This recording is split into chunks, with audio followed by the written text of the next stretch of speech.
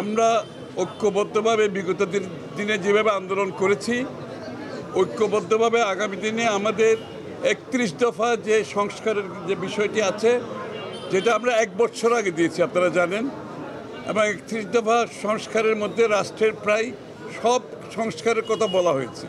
আর এখানে যদি দু একটা সংযোজন করতে হয়, আলোচনার মাধ্যমে আমরা সিদ্ধান্ত নিয়েছি, সেগুলো আমরা সংযোজন করব আগামী দিনে।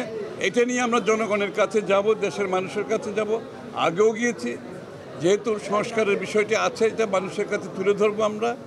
এবং আজকে যে সরকার আছে, ইন্টেরিয়াম সরকারকে আমরা সহযোগিতা করছি তাদের কাজে, কারণ জাতির একটা বড় ধরনের রক্তপাতের মাধ্যমে, বড় স্যাক্রিফাইসের মাধ্যমে একটি ইন্টেরিয়াম সরকার গঠিত হয়েছে, এবং এই ইন্টেরিয়াম সরকার যাতে যত দ্রুত তাদের কাজগুলো সম্পন্ন করতে পারে, সম্পন্ন করে দেশকে একটি আগামী দিনে ইলেকট্রাল প্রসেস, নির্বাচনী কার্যক্রমের মধ্যে নিয়ে গিয়ে যে আগামী দিনে একটি স্বৈরাচারী প্রথা থেকে গণতান্ত্রিক পথে দেশ ফিরে আসে, এবং গণতান্ত্রিক আন্দোলন, গণতন্ত্রের মাধ্যমে দেশে যে নির্বাচন হবে, দেশের জনগণ সিদ্ধান্ত দেবে, তাদের নির্বাচিত যারা সংসদ সদস্য হবে, সরকার গঠন করবে। এবং এখানে আমরা ঐক্যবদ্ধভাবে কাজ করতে ঐক্যমত হয়েছে। আপনারা জানেন, আমরা শুধু আন্দোলন করি নাই, আমরা শুধু ৩১ দফা সংস্কার দিই নাই, আমরা কিন্তু একত্রে এখনও কাজ করে যাচ্ছি।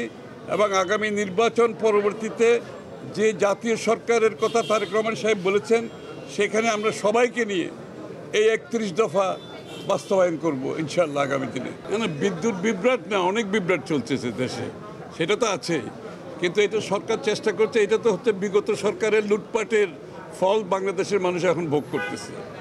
যে লক্ষ লক্ষ ডলার যে বিদেশে পাচার করছে, এটা বিদ্যুৎ থেকে আয় করেছে, বিভিন্ন দুর্নীতির মাধ্যমে আয় করেছে, যেটার ফল বাংলাদেশের মানুষ এখন ভোগ করছে। তো এটা রিকভার করতে সময় লাগবে। আমি নিশ্চিত আজকে যারা সরকারে আছে তারা সেই দায়িত্ব পালন করার চেষ্টা করছে, বাট এটা রাতারাতি কোনো এইটার সমাধান দেওয়া সম্ভব হবে না। এটা দীর্ঘ সময়ের প্রয়োজন, কারণ যারা টাকা লুটপাট করে খেয়ে বিদেশে পাচার করছে তারা নিজেরাই পালিয়ে গেছে এখন। সুতরাং এই সরকারকে এই দায়িত্ব নিতে হবে, এটা সময় লাগবে, এটা আমাদেরকে ধৈর্য সহকারে মোকাবেলা করতে হবে। কারণ আগামী দিনে যে আমাদের যে মুক্ত বাংলাদেশ আমরা পেয়েছি, গণতান্ত্রিক বাংলাদেশের যে প্রত্যাশা আমরা করছি, এটা পূরণ করতে হলে আমাদের মধ্যে একটি ধৈর্যের প্রয়োজন আছে। আমরা সকলে মিলে সে কাজটা করতে হবে।